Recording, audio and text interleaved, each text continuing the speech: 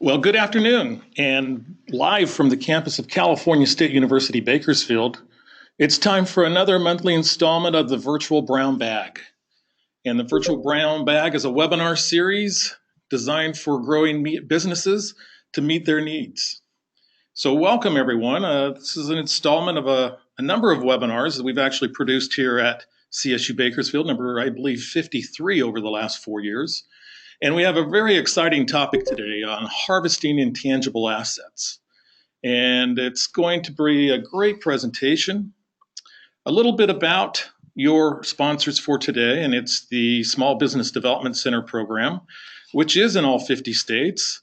In California, we have 6 regions, and this is the Central California region, which encompasses 15 counties, from Stanislaus in the north to Kern County in the south, along from the Pacific coast to the Nevada border, and covers many of the great areas of California, including the coast, the San Joaquin Valley, the Sierra Nevada mountains, the deserts of the Eastern Sierra. So welcome. I hope you guys have got not your virtual brown bag, but your real brown bag and enjoying a nice sandwich or lunch today.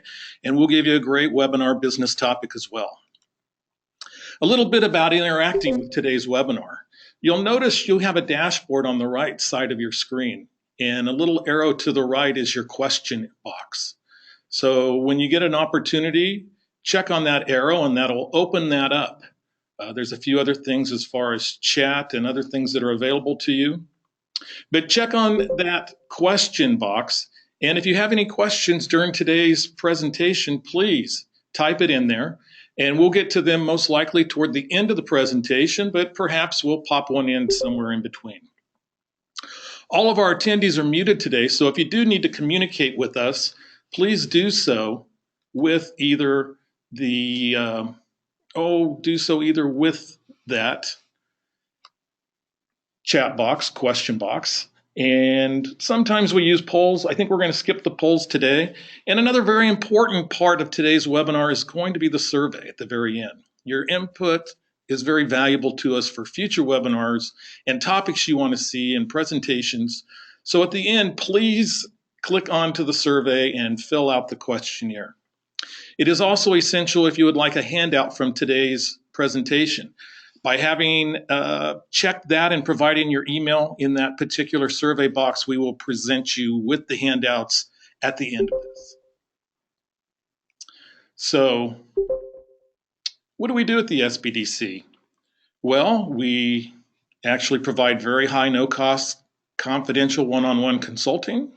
We do a variety of training topics for business owners on a variety of different means. We do seminars, conferences, classes, webinars, online meetings, etc. And we do special projects, and we advocate for small businesses in our community. So one of our main funding sources, the chief funding source of the SBDC program, is the U.S. Small Business Administration. And the administrator, Maria Contreras-Sweet, has come out and said the counseling, the consulting part of what we do is almost more important than the lending. So it's out there, it's available. Everything is available to you. If you want to contact your local centers, they are located in Modesto and in Fresno, Bakersfield, San Luis Obispo, and Monterey. Feel free to do that afterwards. And let's get on with today's presentation. So our presenter today is going to be Andrew Sherman. And Andrew is a partner in the Jones Day Law Practice based in Washington, D.C. He's an adjunct professor with both the University of Maryland and Georgetown University. He is an author of 25 books, and today's presentation will be Harvesting Intangible Assets, Ways for Businesses to Uncover Hidden Revenue in Your Company's Intellectual Property, which is a 5-star rated book on Amazon, I might add. The law practice actually works with many Fortune 500 companies and small businesses alike. They focus on issues affecting business growth for companies of all stages, from early startup through growth, and developing strategies to leverage intellectual properties and technology assets Andrew, thank you for joining us.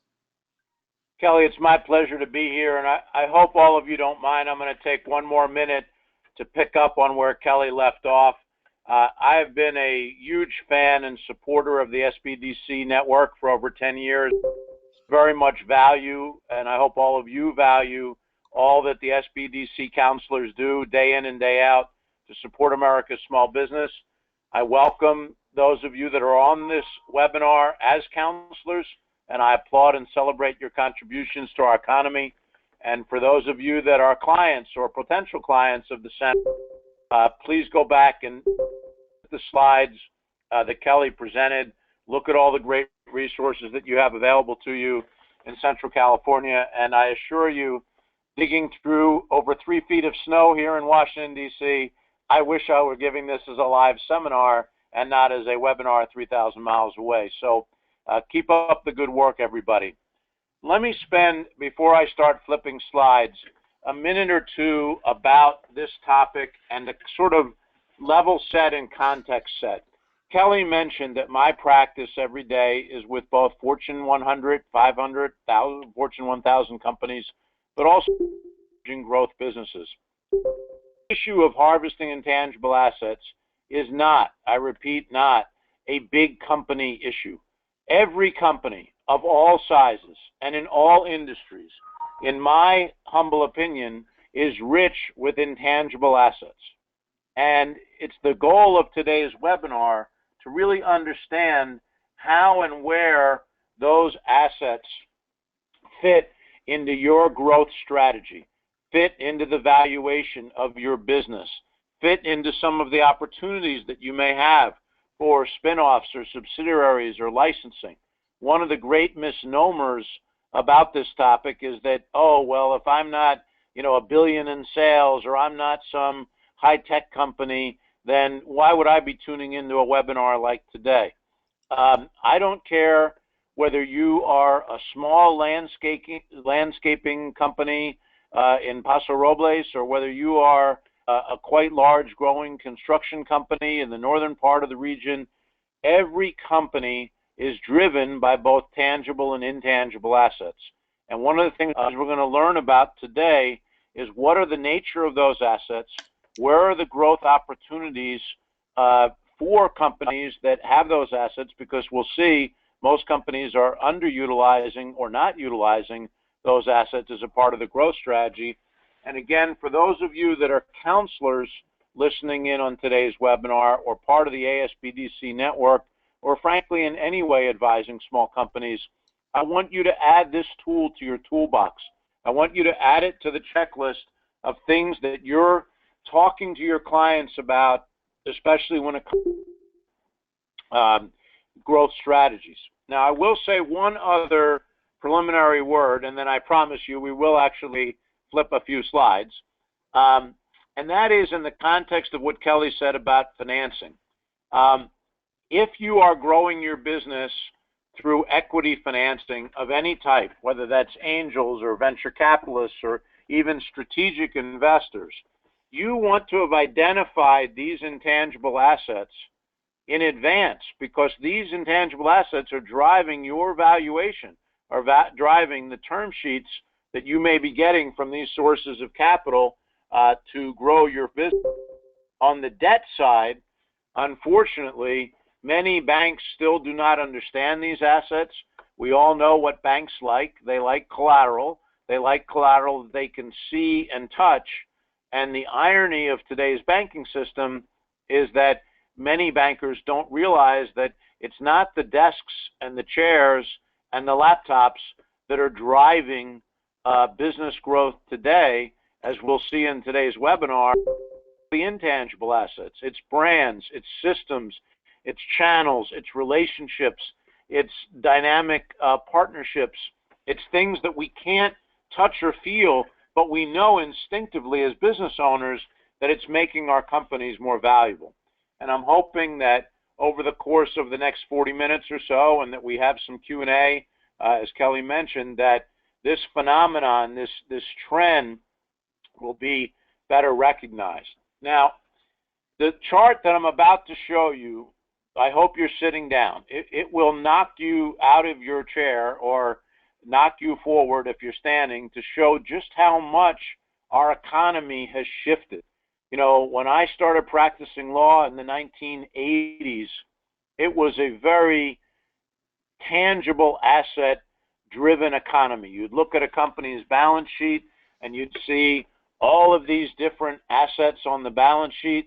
And then there was this last little bit of assets listed. Kelly, you probably remember this. And you would throw those assets that didn't fit squarely on the balance sheet into this little bucket called goodwill. And goodwill became the bucket to put everything else. And my first transaction I worked on in the mid-'80s, we sold a small commercial cleaning company that specialized in chimneys and fireplaces and things like that. And goodwill, I think, was allocated to 3% of the business. So, you know, 97% of the purchase price of the business was allocated to chimney cleaning, you know, supplies and chimney cleaning mops and brushes and trucks and other things. And then when we couldn't figure out why the math didn't add up, we took the little, you know, silly things like brand and customers and channels and strategic partnerships, and we allocated them to 3%. Let's look at how that shifted since the time I've been practicing law, which is now 31 years. So the ratio of tangible to intangible assets, and you can all find your industry there listed at the bottom, has shifted from 1975, a little bit before I was practicing law, to where it was as of a year and a half ago. In some industries, I mean, you'd expect something like information technology to always be guided, or healthcare, but look at the jump in industrials, in energy, in consumer staples, in consumer discretionary, in financial services and banking. You can barely even see that gold chart compared to where it is today. In telecom, every industry, traditional or non-traditional, is realizing that the percentage of their market cap, the percentage of their value, the percentage of the value of the business if they were to go to sell the business, is being driven by an increasingly amount of intangibles. And I don't think there's a single person on this webinar that thinks that this trend will suddenly reverse itself. I mean, how could it? I mean, look at where we're going as an economy. Look at where technology is driving all of our businesses. Now, here's a side that's even more dramatic. These are the components of the S&P 500. And like I said at the beginning, I don't care whether you're in the S&P 500 or not. These are the components of market value that trickle down even to the smallest of businesses. In 1975, the S&P 500 was driven by typically an 83 to 17 ratio. Now, some companies, of course, had a little bit more. Some companies had a little bit less. But that was what your typical balance sheet snapshot would look like. In 30 short years, 35, 40 short years, look at how the ratio has shifted. Completely inversed itself to 88-12. And by the way, everyone, this is the S&P 500. The average small business, would you suspect, I know I don't want to do this as a polling question, although we could, but would you suspect that for the average small company, those ratios are higher or lower or about the same? I'll give you a moment to think about it without using the polling feature, but the answer is obviously much higher. Most of the small that I work with, particularly earlier stage tech companies, but really companies of all shapes, sizes, and flavors, have a ratio closer to 95 to 5%. If you were looking at their balance sheet, the things that really drive their value have nothing to do with the little bit of inventory that they may carry. I mean, who's carrying inventory these days when everything is available in such real time? You know, it's not their equipment. It might be if they're in manufacturing, but even the manufacturers, I just had drinks with the guy who's the chief economist at the NAM, the National Association of Manufacturers.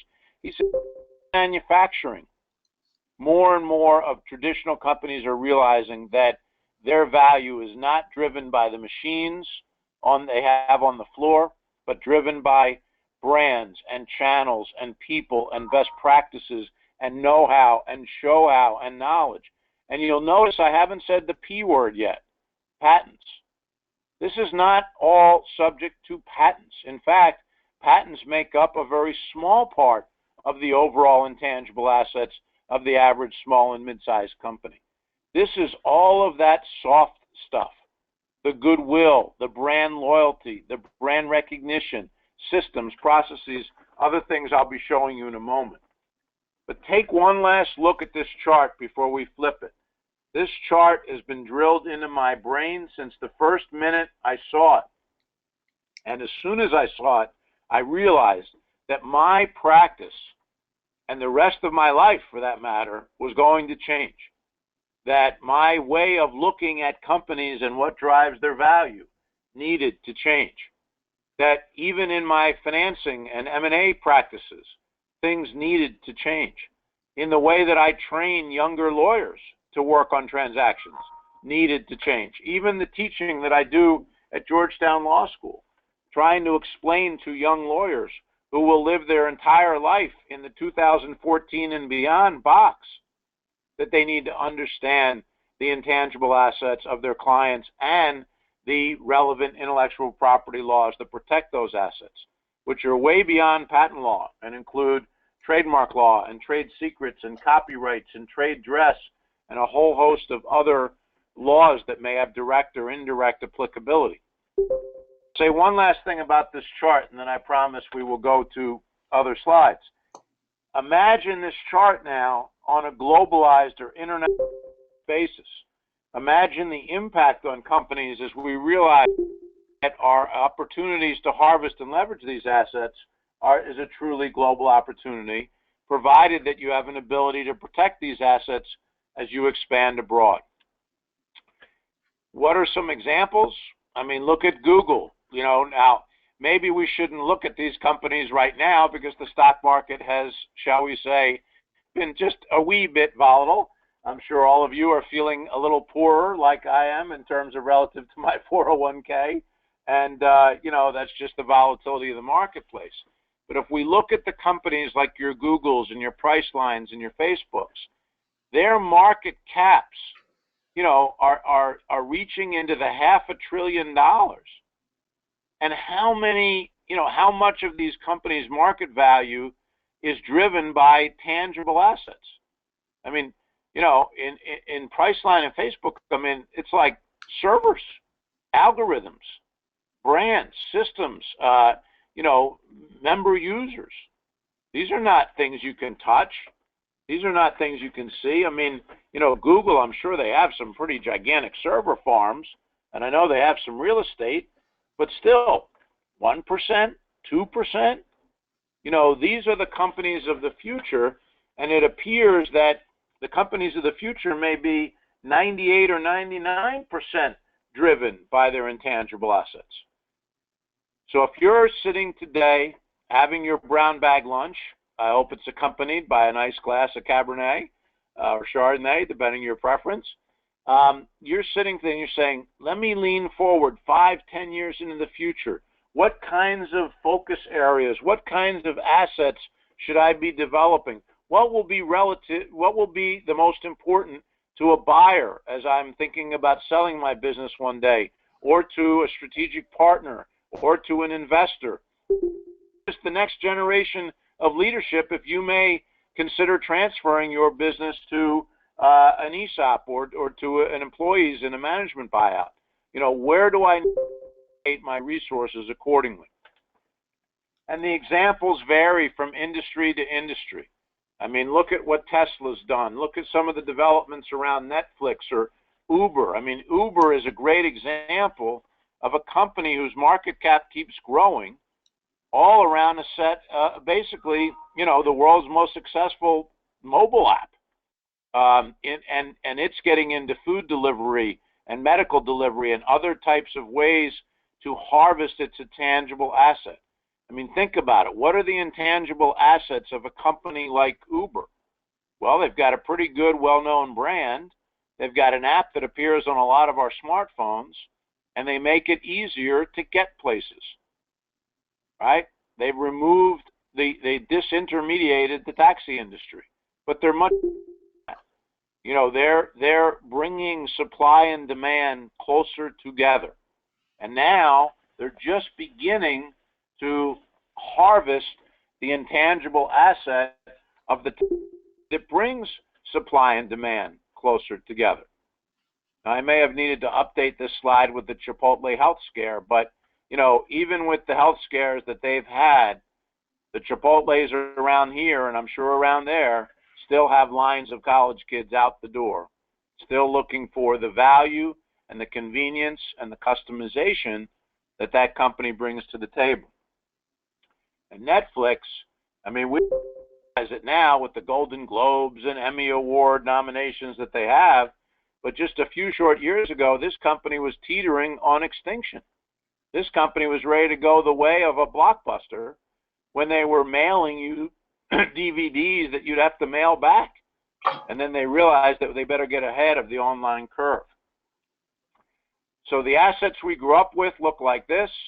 The assets that we are looking at today in all types of industries look more like this. And these are the categories of assets that are available.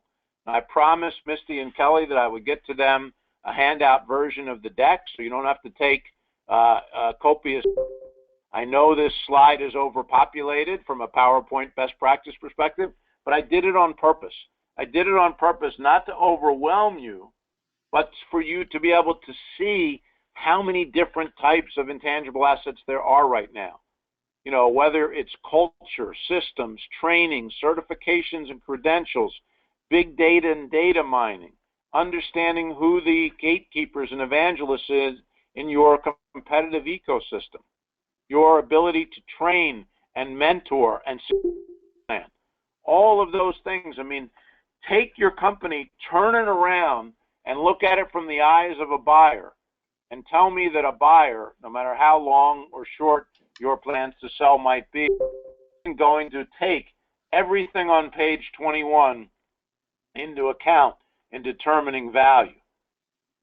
So these are the kinds of things that I want you to be thinking about. These are the kinds of things that I want you to be talking to your SBDC counselors about. These are the things that I want you to develop competitive edge around. And as counselors tuning in today, these are the kinds of tools I want you to add to your toolbox. So we know that this trend is not going to magically reverse itself. We are not going to return to the Rust Belt economy that we were in 100 years ago. This is going to continue to evolve. And with it evolve some traditional notions even in the way businesses are valued. You know, think about it. Up until very recently, the big measure of value in businesses was EBITDA, earnings before interest, taxes, depreciation, and amortization. Sounds very, very fancy and accounting-like. EBITDA may not be relevant. You know, when WhatsApp was sold for nearly $20 billion, they had zero earnings. Well, if they had zero earnings, does it mean they're not? Because somebody paid $20 billion for them, somebody relatively smart named Zuckerberg.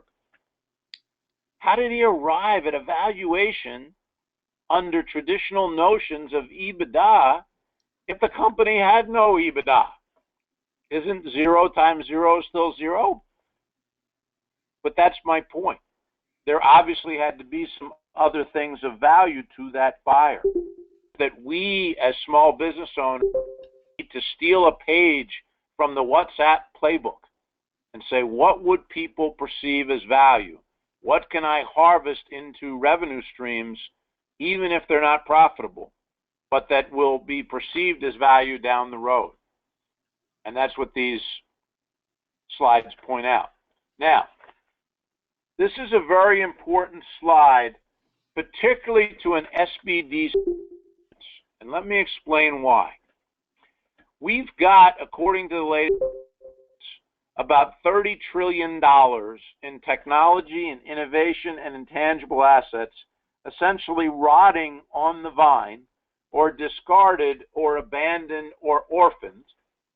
And of the 30 trillion, all of that 30 trillion was paid for either with taxpayer or shareholder dollars, which is, of course, everyone on the webinar. You paid for these assets. You grew these tomatoes, and then you just left them sitting there, unharvested, not brought to the marketplace. Now, I know within this Central California region, there are some people in the agricultural business. Some of you may even be tuning in. Could you imagine putting in an entire year of effort to bring your harvest to the marketplace only to just let it sit for a week and ignore it? No agrarian in their right mind would put in that type of effort. So why, if a smart farmer would never let their crops rot on the vine without bringing them to the marketplace, why are we not mimicking that same philosophy in building our companies? Small and big companies alike are guilty of developing things and never bringing them to the marketplace. It's a travesty. This is a tragedy for our economy. I mean, you're listening to the Democratic and Republican candidates all giving you their plan for how we're going to build a greater America, and not a single one is talking about this issue. Do you know how many jobs could be created if we would start doing a better job capturing these technology assets, bringing them to the marketplace? And now let me pick on a little bit of a sore spot, the universities.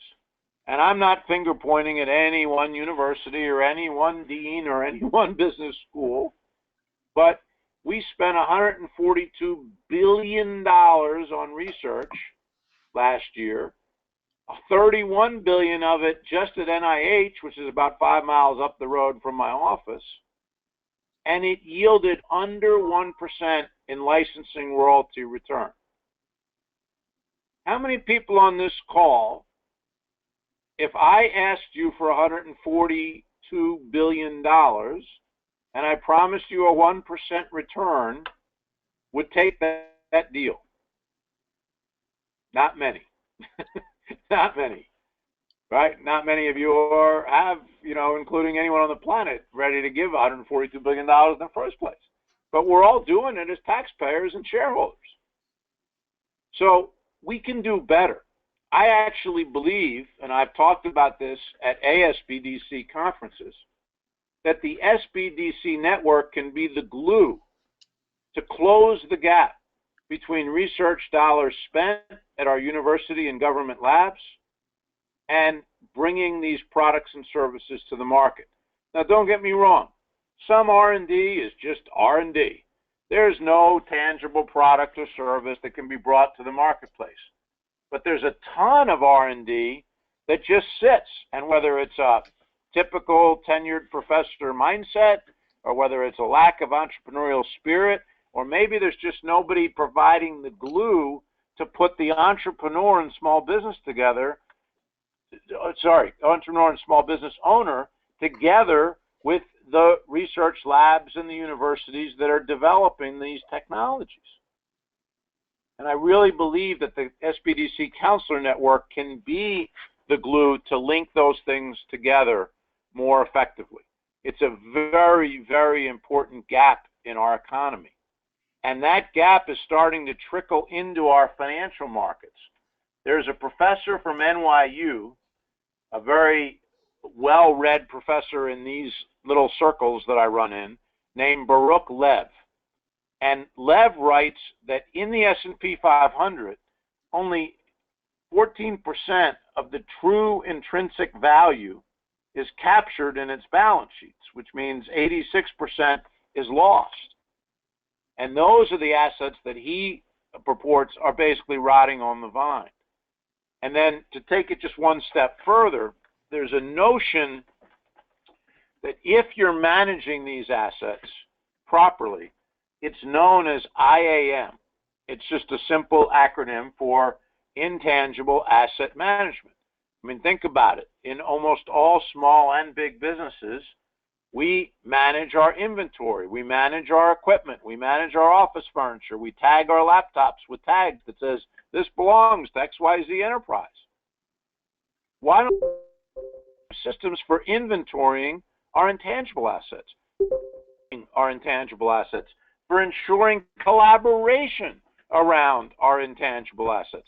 How could we let something that represents 85 or 90 or in some cases 99% of the value of the business go undocumented, unmanaged, uninventoried? You don't keep track of these assets with the same discipline that you do your affairs. What do you think happens? I'll tell you what happens. You have no collaboration within your business around these assets. You have duplication of effort.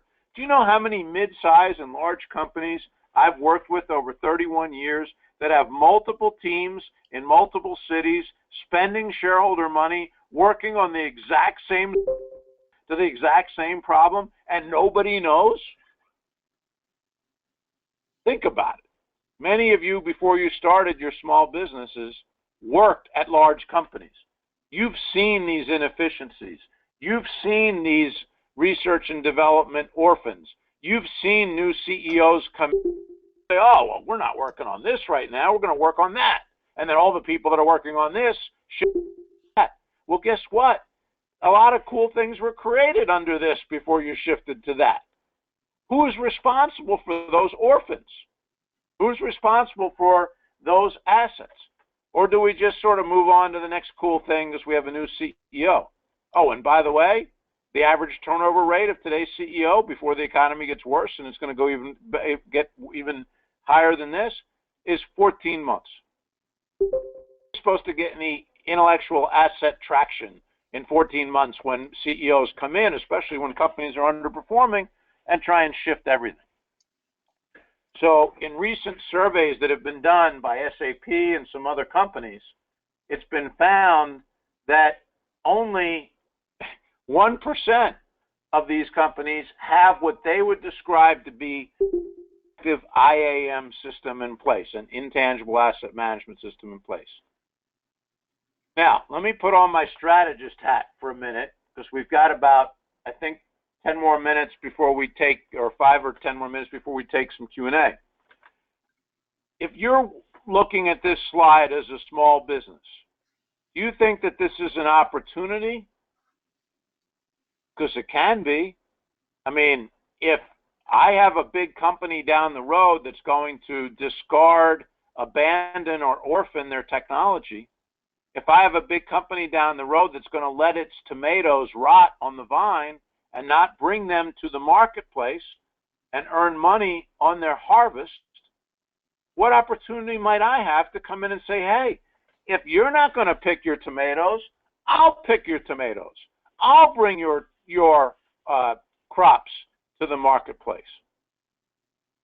And what's the benefit there from a small business owner's perspective?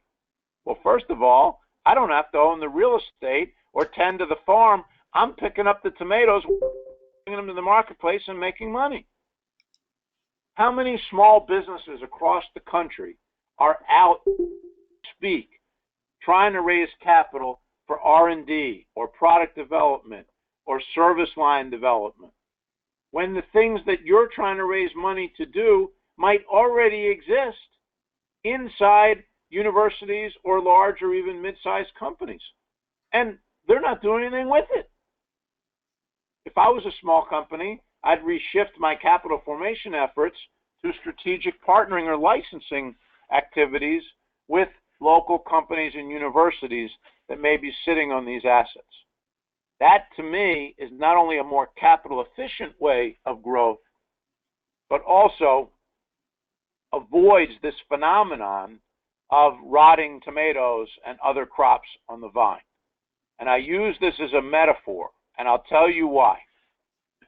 About 15 years ago, there was a book written called Rembrandt's in the Attic. Think about it for a minute. Rembrandt's in the Attic. Pretty cool title, right? The book trying to convey to its readers. It was saying that every company, regardless of size, big, small, medium, had Rembrandts in their attic.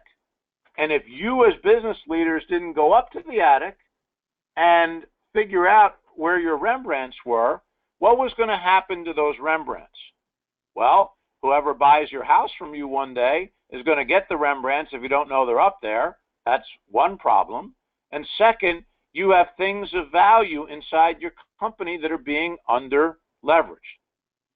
And I must admit to you all on this webinar, which is being recorded, so there will be history of my confession for the rest of all time, that I thought this book was brilliant. And I ran around the world, literally ran around the world, telling people that they needed to read this book and adopt a Rembrandt's in the attic philosophy. And I thought that was really good advice. Until a couple of years ago, I had an epiphany. And I realized that the advice was flawed. There was something about the advice that was wrong. And I couldn't quite put my finger on it until I had the epiphany. And the epiphany was as follows. Rembrandts are of timeless value. In fact, if you leave your Rembrandt well wrapped in your attic long enough, it actually goes up in value. But these tomatoes that we're looking at, they don't go up in value, do they? They have a beginning and an end. And if you don't move with a certain sense of urgency during the harvesting season, these tomatoes move from having a high amount of value to no value whatsoever. In fact, negative value, because somebody's got to come along and clean these vines and take the rotten tomatoes off the vine and essentially pay for that cost. And I thought to myself, that's what this process is more like. The strategic planning around the harvesting of intangible assets is much more like the cycle of an agrarian than it is like having a Rembrandt in the attic. Think about that for a minute. Take a moment to just whirl that around in your head for a second. That's an important distinction, because if I have Rembrandts in the attic and they're well wrapped and there's no mice up there, I can kind of take my time as to when I go up in the attic, as long as I'm not selling my house anytime soon. But if I think of them more like a tomato or any crop that requires a harvesting, then I have to follow a certain discipline, and I also have to replant immediately after my harvest has been picked to create a new round of strategic value. And I all listening today, in fact, I'll beg you all listening today, to think of your businesses as if you were an agrarian, where you need to cultivate your field, you need to grow your crops, you need to protect against the deer that would like to eat your corn, and you need to act with a sense of urgency and passion and commitment that when those tomatoes are ready to be picked, that you or you will work with partners to bring them to the marketplace, that you or you will work with partners to bring other farmers' tomatoes to the marketplace if those farmers are too big or too lazy or too distracted to harvest them for themselves. And that's really the message of today's webinar, is to understand, number one, that you have these assets. Number two, that these assets are strategically rotting on the vine all over the world and at companies of all shapes and sizes. And that we can think of this as a huge problem and yet another crisis to add to the 47 crises that plague our nation, or we can think of it as an opportunity that is easy to fix, an opportunity where the SBDC can be a catalyst and a facilitator and a bridge, because many of the SBDC centers are located on universities. Who better than to reach out to the engineering and research and science and medicine and you name it, engineering schools, and say, hey, what are you working on? What can we take out through our network to the small and mid-sized businesses in our region where we can create new products and new services and new business models? And if anybody needs convincing, go back to the Ubers of the world. These are companies that didn't even exist a few years ago. Anything is possible at the speed in which our economy is moving. But if you don't have a budget for developing an app or a platform or a network, then you just need to get a bit more strategic in finding out where that might already exist. Who's got those tomatoes or Rembrandts in their attic that isn't doing anything about them? And by the way, one thing about a tomato that's about to go rotten or is going to be discarded by its owner, it typically is not going to cost you a lot to get access to it. If you were running around my backyard and found a crop that I didn't even know I had and haven't to, I'm not going to be looking for a big price if you can bring incremental revenue to me. And by the way, that's the benefit of really taking inventory of your assets. Let's say that Kelly has a client through the SBDC Center that has a particular method of engineering a solution or a software application to a given industry that's actually going quite well, and they've been using that application for that industry for 10 years, very profitably. It turns out that Kelly, in interacting with his client, finds out that there's 8 other industry applications to that software. Now, in defense of being a small company, Kelly realizes that that company probably doesn't have the manpower or the resources to pursue those other 8 industry applications. But just because they can't pursue it doesn't mean that they couldn't do some type of a licensing or partnering or even business format franchising program to pursue those 8 other metrics, 8 other industry sectors. Now, if a company pays you for the right to bring your products and services to those other 8 industry sectors, how many guess that that's high margin income, mid margin income, or low margin income? Well, those of you thinking high margin income, you're correct. I mean, think about it. All of the costs of developing that engineering solution or piece of software have already been spent, have already, you've already sunk those costs. You're now creating new incremental revenue from the asset that already exists. The Rembrandt's already in the attic. And now you need to monetize that asset to create new revenue streams.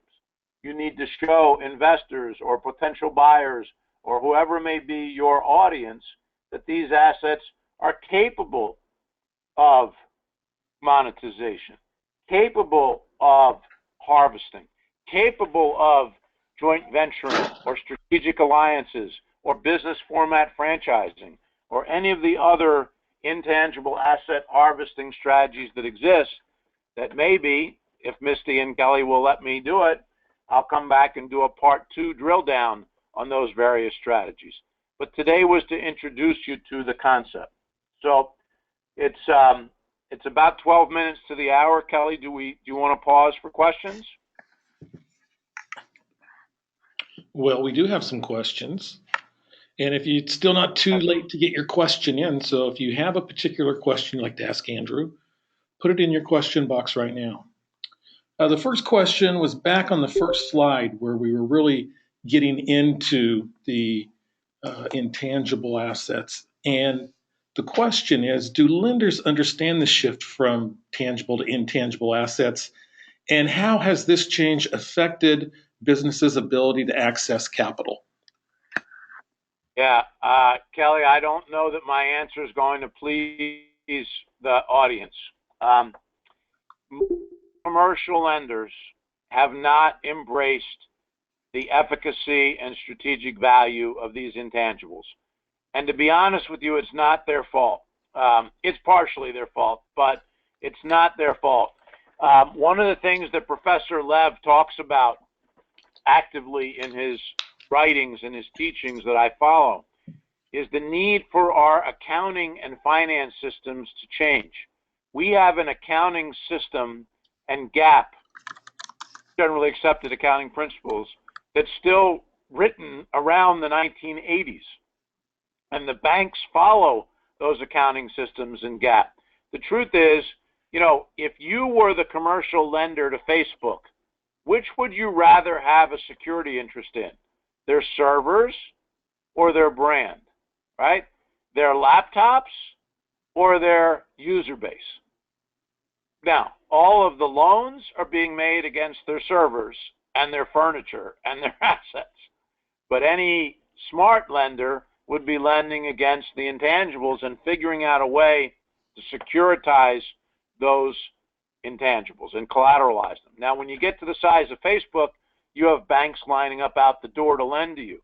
But when you're the next Facebook and you're a small company, you don't have those banks lining up the door. And so that's why you've seen such a growth in peer-to-peer lending and lender circles and other more, you know, shadow banking, as it's referred to by the big bank regulators. Now, that's my bad news on the debt side. On the equity side, things have gotten much better. More and more angels and venture capitalists and strategic investors and private placement investors and crowdfunding investors, they understand the intangibles. And the millennials and Gen X and Gen Y and Gen Z up and coming, they all understand the intangibles.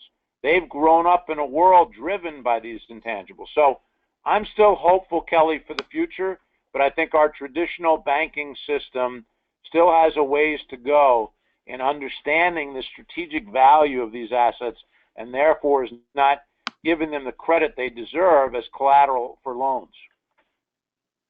I hope that answers the question. I think it did. And I had a follow-up on the equity side of things, and I don't need to ask that now. As far as valuing the intangible assets, what is the best way for my small business to try to place a value on some of the intangible assets?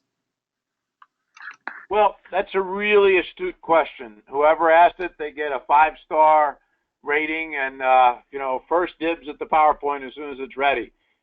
It's a difficult question. Valuation in this area is an art, not a science.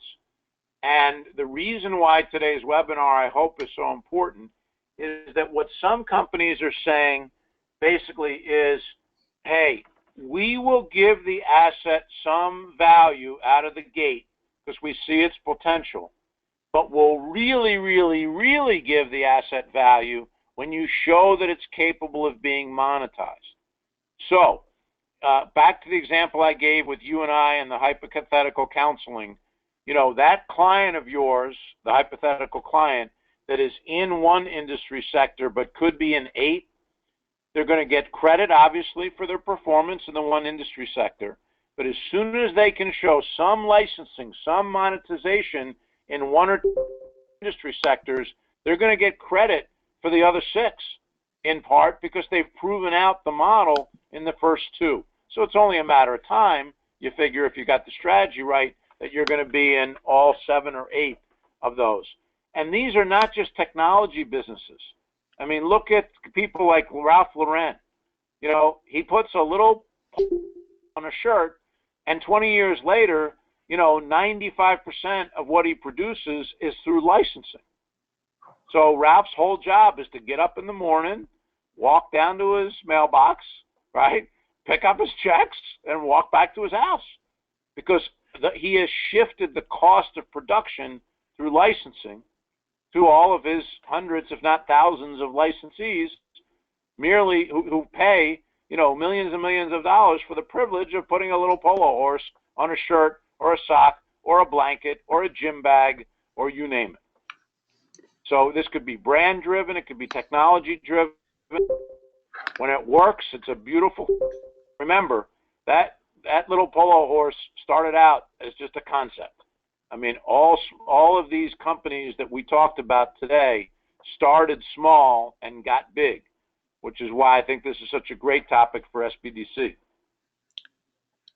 Andrew, the next question might have to do with your follow-on webinar that you mentioned a few minutes ago, but let's give it a shot here. Have you developed a systematic approach to help clients identify and report these assets?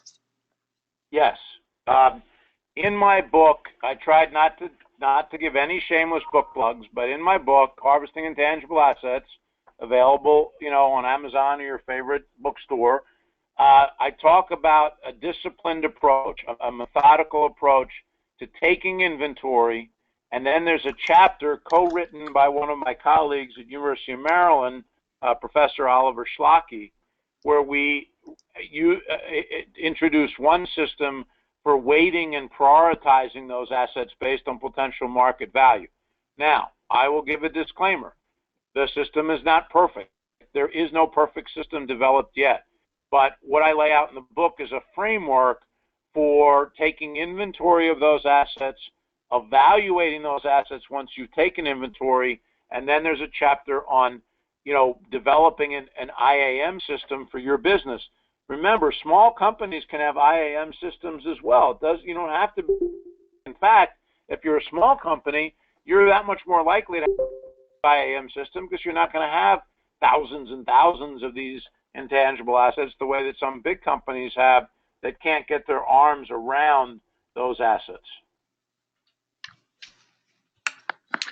Andrew, the next question asks if you're familiar with the research done by the Blue Ocean Strategy, W. Chan Ken and Renee Malbork. Yes, very much so. That's something that can be fit into this topic. Yeah, I have the Blue Ocean Strategy book right here on my shelf, along with The Long Tail and a few other of my favorite business books. There are applications of Blue Ocean, Long Tail, Lean, all of these business disciplines and strategic disciplines weave in and out of intangible asset subject. And I think that, it's almost like a webinar today on good cooking.